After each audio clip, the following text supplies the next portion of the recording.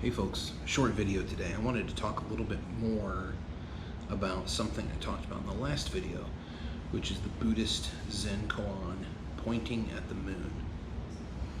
Pointing at the moon is a pedagogical problem that I think a lot of people encounter, which is when the teacher tries to point a concept out, the student gets hung up on what the teacher wants and then misses the entire point of the teacher pointing something out.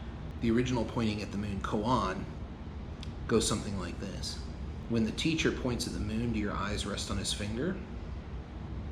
That's pretty much it. I mean, there's different variations. There's different poems written about it. The question of the case is, where should you be looking?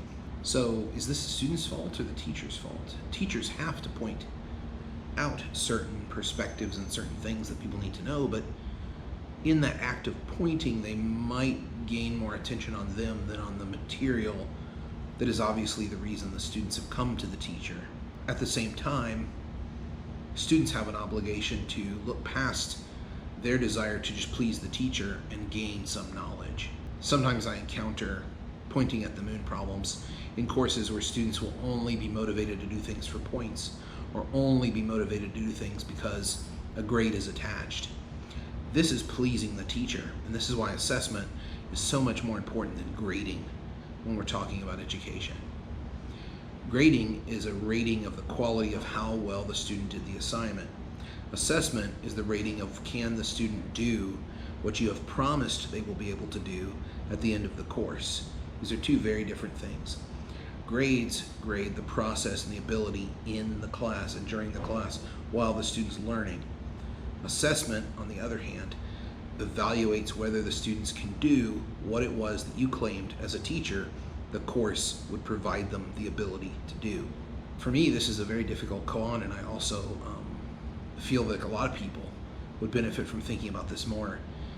There are certain things every teacher can do in their performance and in their classroom deportment to get the interest and the attitude and the eyes off of them and onto the complexities of the principles of the things they're teaching. For example, a lot of teachers are very strict with attendance and very strict with laptops and phones, and they want eyes on them. This is a really great way to foster attention on the finger rather than on the moon. It's not a solution. The best solution I've come up with is posing questions to students that are real questions that you might have as well, that decenters you as an object of attention in the classroom and recenters the class on the purpose of every course ever taught, which is inquiry. How do we question and how do we know? And every course should really be centered on those two things as principle-orienting questions to any course that's taught.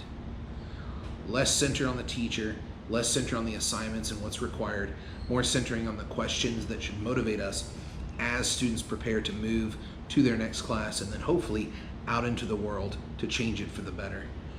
Let's try to get more attention on the moon and less on us as the teacher. But then again, is it escapable? Am I pointing at the moon right now? Are you looking at the finger? It's a very complex case, and I don't know if a good answer is going to come easy.